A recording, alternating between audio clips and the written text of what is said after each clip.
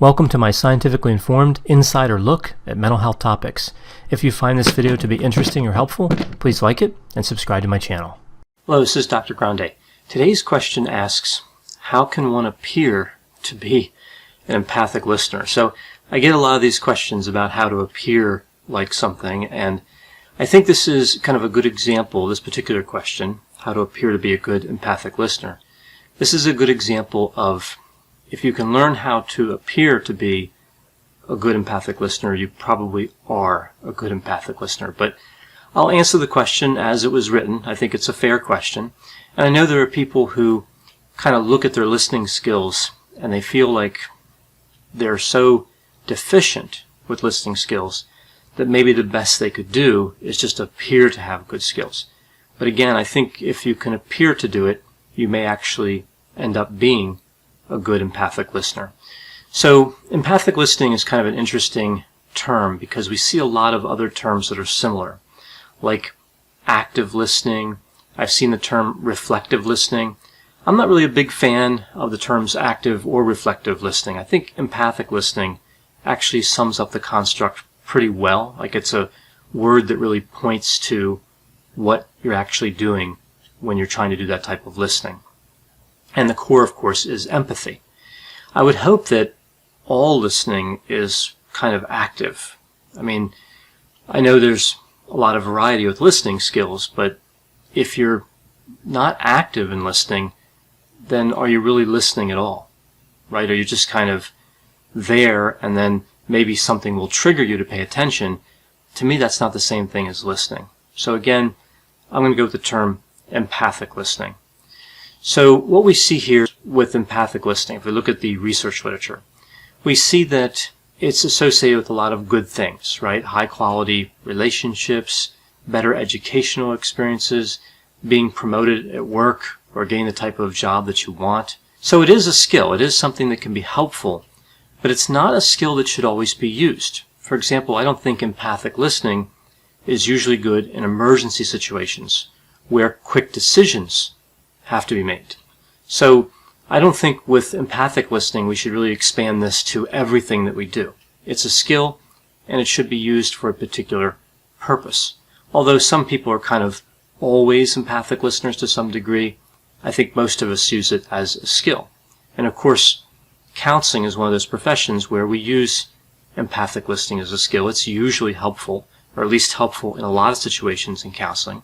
But we also see empathic listening studied in other areas like business. For example, salespeople sometimes are trained in empathic listening. So empathic listening improves understanding, it helps build trust, it can also be used to resolve conflicts, and it can be used to help solve problems. Now, specifically in the context of counseling, it's really there to help people process feelings and thoughts. And, of course, build a relationship, build a therapeutic relationship. Now, empathic listening is actually fairly complex. And to be good at empathic listening, or to appear to be good at empathic listening, you really have to operate on two cognitive tracks. Sometimes these are called cognitive channels. The first channel or track would be in the moment, the here and now. So what is the person actually saying right now? And kind of attending to that. And the next track is the theme. This is the pattern.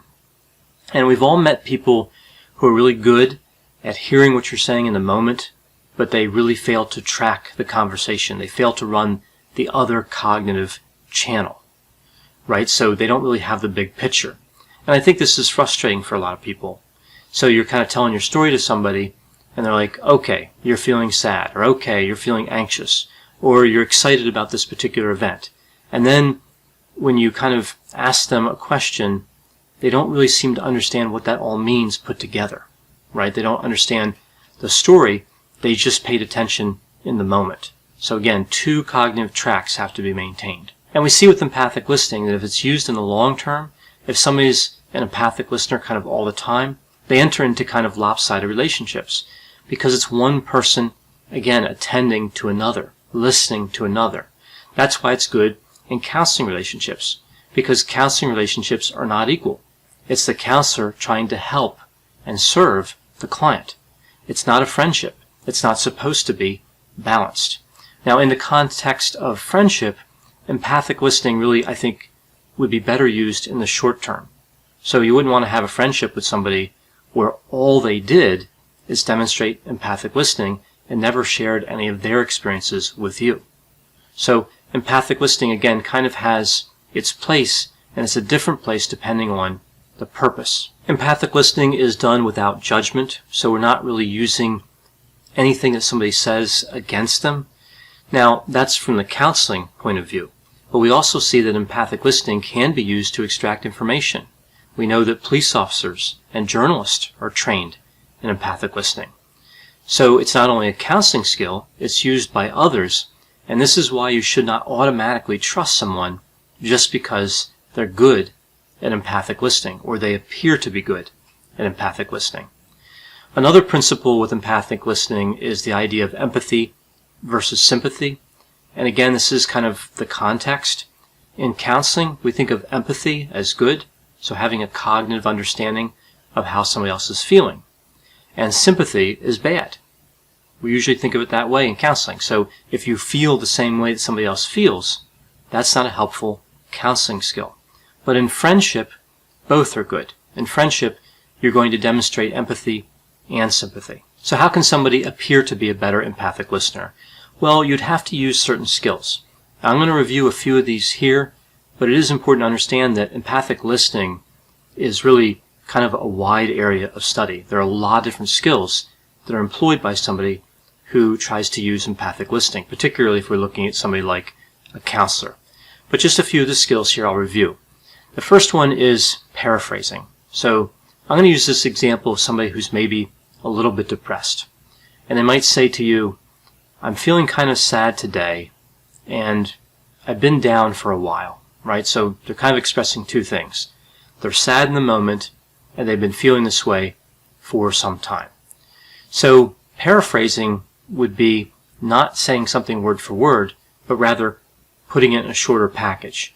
When somebody just repeats words back to you, that gets kind of annoying. So if I say, well, I'm feeling kind of sad today, and I've been down for a while, and somebody says, you feel sad today, that's not really paraphrasing. A better example of paraphrasing might be saying something like, you've been having a tough time lately, right? It's not really reusing the words sad or down, but it still kind of communicates that somebody understood the message that was being delivered. Now, the next skill is reflecting, and this is really a whole set of skills. I'll cover a few here. But in general, what we see with reflecting is it's above and beyond paraphrasing. It adds proof that you understood and proof that you're paying attention at another level, right? So instead of just saying, you've been having a tough time lately, you might respond to that sad and down comment by saying, I can see that you've been having a tough time. This must be really wearing you out, right? So you're kind of capturing this idea that they're tired. They're worn down by being sad and feeling down. So you're kind of adding that piece to just the basic paraphrasing. And what you really look for with reflection sometimes is kind of that, yes, you understand me moment, right? So you're connecting with what the client, if you're using it in the counseling context, you're connecting with what the client is thinking at another level, right? Maybe what they don't want to tell you, or they haven't told you yet, or what they're trying to tell you but didn't express it word for word, you're really capturing that with a reflection. And of course, this can be used outside of counseling as well, as I mentioned before. The next skill is to use encouragers, and these can really be misused, so you have to be careful with encouragers. But encouragers just encourage somebody to keep talking. So popular encouragers are like the word okay, although some people really don't like that one, but that's popular. Another one would be go on, or tell me more. And it's not just the word, it's how you say it, right? For example, you wouldn't want to be robotic. It's not a robotic transaction. It's not like, tell me more, right? It's like more expressive than that. Like, tell me more, right? You're interested. Maybe you lean in a little bit and you make eye contact. You really are genuine in that moment. You can also use kind of other encouragers like nodding your head or other things you can do to encourage somebody to talk. But you don't want to use encouragers constantly, right? We've all seen this with people. So you're telling your story to somebody and they're like, and they just keep saying that over and over. Or they say, good, good. I've seen that one a lot. Like, even if you're saying something that's not good. And some of them are kind of encouragers, but they also can be used as disfluencies. For example, some people will say right. So you'll be talking, they'll be like, right, right. Now, I find myself doing this in terms of, like, I use it as a disfluency. I use the word right all the time in my videos, but I don't use it as an encourager. So again, I think when you repeat an encourager kind of too much or use the same one too many times, that really can defeat the purpose. That makes somebody believe they're not being listened to, and therefore you would not appear to be an empathic listener. Another skill here is summarizing, and this is one that's really overlooked because it uses that second cognitive track, which is kind of keeping an eye on the big picture, right? The theme, the pattern. So it's summarizing. This really helps you to track. So you might take different parts of the story and kind of put it together just for the purpose of communicating to somebody that you understand that larger picture. Again, summarizing is important, and I would recommend doing it every few minutes, every 2-3 minutes, depending on how much quantity of information is being communicated. The next item is to be non-directive, and technically, of course, this is impossible, but what non-directiveness means is don't use your reflections to push somebody in a certain direction. Now, some types of therapy, of course, are directive, but I'm talking strictly here about empathic listening. So, for example, if somebody says they're sad and they're not getting their work done lately, if they say that and you say you're not getting your job done, you're not keeping up with your tasks at work, you're really directing somebody because you're moving away from the sad part and moving over to like the work-related part. So we try to be balanced when demonstrating empathic listening, when we're responding, and not direct somebody toward a certain goal or toward a certain part of their story. Now, another element here with empathic listening is never attempt to speed things up, because that communicates that you're not really listening. If you want somebody to hurry, that's not attentive. But sometimes it is okay to slow things down, because that's really kind of demonstrating that you're tracking the story well. So you might say, well, wait, I want to make sure I understand this. Can you tell me that part again? Slowing down is okay. But if you say, look, I'm kind of short on time, can you speed it up? That's not consistent with empathic listening. So you also have to ask yourself, what does the person want when they communicate with you? For example, do they want you to fix the problem? A lot of times in counseling, somebody's just trying to be understood. And in our society, meeting somebody who can genuinely understand somebody else is getting increasingly rare. And I think part of this is because of the rise of narcissism, right? Everybody's kind of paying attention to themselves. They're self-centered. And fewer people are really interested in investing in somebody else's story in terms of like caring about somebody else. So we have a shortage of understanding. And this kind of brings me to my last point in terms of appearing to be a good empathic listener. Don't be distracted. Not only do we see a rise in narcissism, we see a rise in technology that helps aid narcissism, right? Like the smartphone.